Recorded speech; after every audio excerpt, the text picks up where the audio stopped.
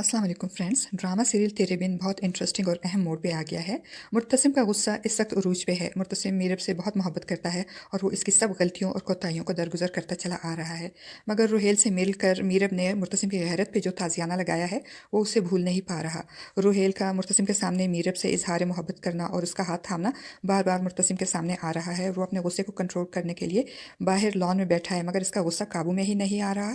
वो गन पकड़े बैठा है कि अगर रुहेल सामने हो तो सारी गोलियां उसके सीने में उतार दे, और इसी कैफियत में वो फायर करता है। और फायर की आवाज़ सुनकर वक्कास साहब, जो इस वक्त मीरब को इसकी गलती का एहसास दिलाकर उसको समझा रहे होते हैं, उनको और मीरब दोनों को लगता है कि मुर्तसिम ने शायद अपने आप को नुकसान पहुंचाया है। और वो मीरब दौड़ते हुए बाहर आते हैं और मुर्तसिम को गन हाथ में लिए बैठे देखकर तो मीरब झपट कर मुर्तसिम के हाथ से गन ले लेती है और मुर्तसिम को ठीक ठाक देकर सुकून का सांस लेती है।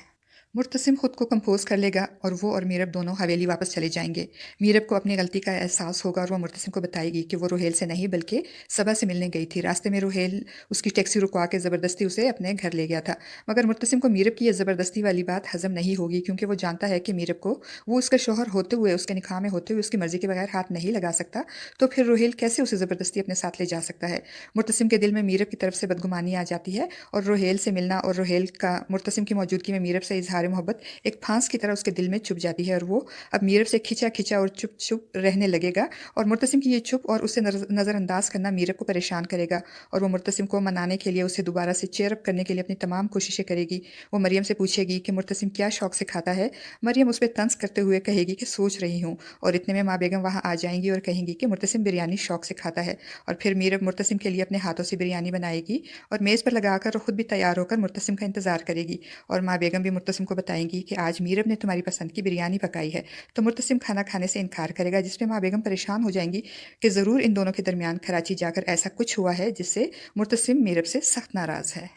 दूसरी तरफ मीरब मुर्तसिम की नाराज़गी ख़त्म करने की कोशिश करेगी और कहेगी, मैंने तुम्हें पहले भी बता चुकी हूँ और अब फिर बता रही हूँ कि कराची में रुहेल से मिलने की नीयत से नहीं गई थी, बल्कि सबा से मिलने गई थी। मगर रुहेल ज़बरदस्ती मुझे अपनी गाड़ी में बिठाकर अपने घर ले गया, जिसमें मुर्तसिम कुछ कहे बगैर उसका हाथ पकड़ के छत पर चला जाएगा और मीरब से कहेगा कि यहाँ से कूद जाओ। इस पर मीरब कहेगी कि यहाँ से कूदने पर मेरी सच्चाई साबित हो जाएगी।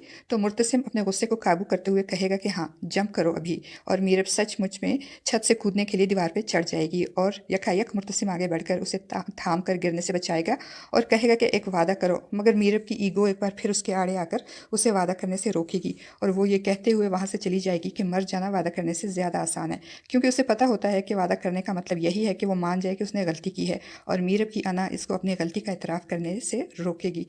दूसरी तरफ माँ बेगम गांव फ़ोन करके हया की अम्मी से कहेंगी कि मैंने ख्वाब में हया को दुल्हन बने देखा है, आगे तुम खुद समझदार हो। तो जवाब में हया की अम्मी कहेंगी कि ठीक है माँ बेगम, मैं समझ गई, जो आप चाहती हैं वैसा ही होगा, आपका ये ख्वाब ज़रूर पूरा होगा।